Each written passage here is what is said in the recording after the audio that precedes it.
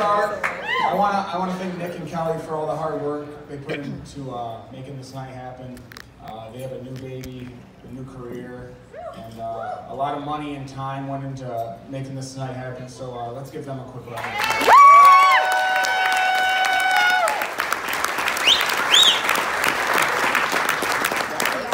So for those of you that don't know me, I'm Sebastian. I'm Nick's older brother. All right, there's a lot of fans of me out there. And if you couldn't tell I was Nick's older brother by our similar looks, it's probably because I have a little bit larger biceps, a little bit longer shoulders, and a stronger jawline. So I apologize for that. But Nick and I go way back. We met a few days just before summer solstice in 1989. We've been best brothers ever since. Growing up, we've been fortunate to have two great parents that taught us important life lessons. My mom is loved by everyone and will always sacrifice her own happiness for the sake of others, especially her children. When her children are happy, it makes her happy. That recently stopped, and we now have competition with Aubriana and little Nicholas. One step inside her house and you'll see there's no longer any pictures of us, it's all her grandchildren. Oh. Right. Our dad will give the shirt off his back to help his friends and family and is the hardest worker I know. He built Nick and Kelli's home and has always fixed everything we broke, which Monique and Sierra still find a way to do well into their 20s. He also never missed a baseball game, a race, cheerleading competition, or wrestling match. My mom made it to most sporting events, but called us a few times from the Albany Thruway exit asking how close she was to Rochester. As all of you know, Nick has many great characteristics and traits. The thing you might not know is that he hasn't changed one bit since we were young. So I'm going to tell you a few traits that he has now that he's always had. First one is honesty. He was always very open, honest, and upfront with everyone. Growing up, most of our days were spent riding snowmobiles and ATVs. I guess you could consider us spoiled, but I call it lucky. Most parents bring their kids to an amusement park to ride roller coasters to give them a little bit of adrenaline rush. Fortunately for us, our father never made it quite to that 48-inch line to ride the roller coasters. So he had to spend a lot more money to fulfill our need for speed. Anyway, one day, me, Nick, Dan Mahoney are riding our ATVs up Preemption Road. This was not legal by any means, but we always had a plan to tell the officer that we were 16 years old, since they had little stickers that said, no one under 16. We figured we'd be free and clear. So we're riding up Preemption Road. Next thing you know, we get pulled over. Nick's way behind us. He just got a brand new ATV, a Yamaha Breeze 120. He just turned 8 years old.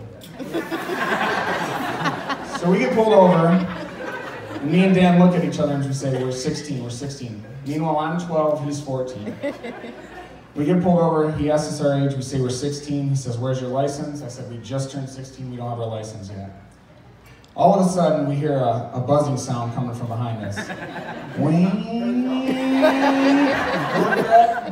Here comes Nick, wide open, 40 miles an hour on the side of the road. He locks up his brakes, dust flies into the officer's face, and asks him how old he is. In honesty, he says, I'm 8, I just turned 8. Just turned 8 yesterday. This is my new birthday gift right here. He's also caring. Nick always speaks highly of his friends and family. After college, I was in no rush to find a job and get out into the real world. Nick always made me sound better than I was. For instance, he would often get asked around town, what's your brother up to nowadays? What's he doing? Where does he work? And Nick would always tell him, he's a stay-at-home brother. What a resume builder that was. Competitive. Nick's always been very competitive, whether it was racing or wrestling. And I've always been very proud of his accomplishments. When I graduated, I held a record for most pins in a single season. Nick ended up breaking that record, which I was not surprised, not because he was a good wrestler, but because growing up I had a lot of cool toys, and he broke every one of those as well. Unique. When Nick was younger, he dressed in the following Halloween costumes. A red Power Ranger, a cowboy with a gun on each hip, and an NFL football player, and one of those hats that had the propellers on top. Now, most of you might think that's not a very unique costume, but the thing that's unique about it is he would wear those in April and all year round. To sporting events, to the grocery store, everywhere. But he never wore them to school, which brings me to my next characteristic, maturity. He's always been far more mature and responsible for his age. He knew he couldn't go to school looking like a Power Ranger in April. School is the time to class it up a little. That's when he would bust out one of his 10 clip-on ties and clip it right to his white t-shirt.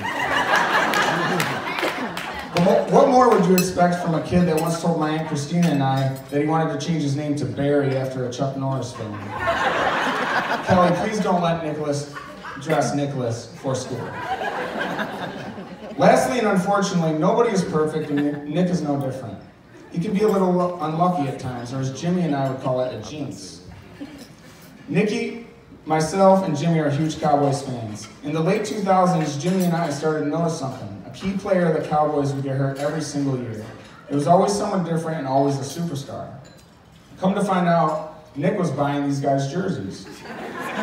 Every time he'd buy a jersey, a player would cut, abruptly retire, or completely blow out their knees. Nick is no longer allowed to buy any Cowboys jerseys, and Kelly, I highly suggest you never let him buy a World's Greatest Dad or World's Greatest Husband shirt, because we don't need you breaking your arms anymore. Those are your money makers.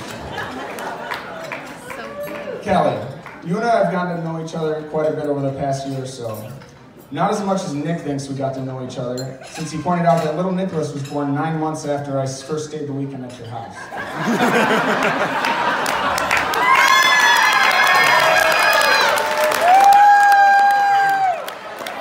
He has a hairy back.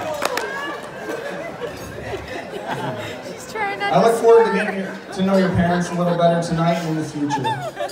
I hear that your dad's garage is a perfect place for me to hang out since I'm going through a third life crisis. I've had the pleasure of meeting your mom. However, just as I was about to introduce myself, Cole, your 90-pound puppy, latched onto my calf, and I'm pretty sure she thinks my first name is some 4-letter word. Kelly, this is going to sound weird to Nick, but you remind me so much of my mother. Obviously the blonde hair, but you have a huge heart, are very caring, and always put your children first, and have a smile that lights up the room. The only thing you don't have in common is that you've never called me at 1 a.m. in the morning after you had one too many glasses of wine to drink to tell me that you love me. In all seriousness, I'm excited to watch you both grow as a couple and as parents to my main man, little Nicky. My brother is one of a kind, very selfless, and as evidenced by his career choice, he will always protect and serve you both. And it takes a special woman to allow Nick to swallow his pride to marry someone that's a better race car driver than him.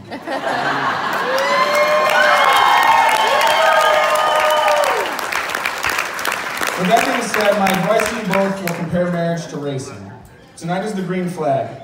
You're both filled with excitement and ready to go. A few laps in, something might go wrong. Make sure you communicate what is going wrong so it can get fixed quickly. Once a month, something will happen to Kelly that you cannot fix. She will not allow you to win at all, ever. At this point, just keep your distance, take care of your equipment, because she'll be off the rails if you know what I mean. Lastly comes the checkered flag, the finish line. The great thing about this is no matter where you finish, you'll always end up in victory lane with the trophies. A beautiful son, a beautiful wife, and the perfect life.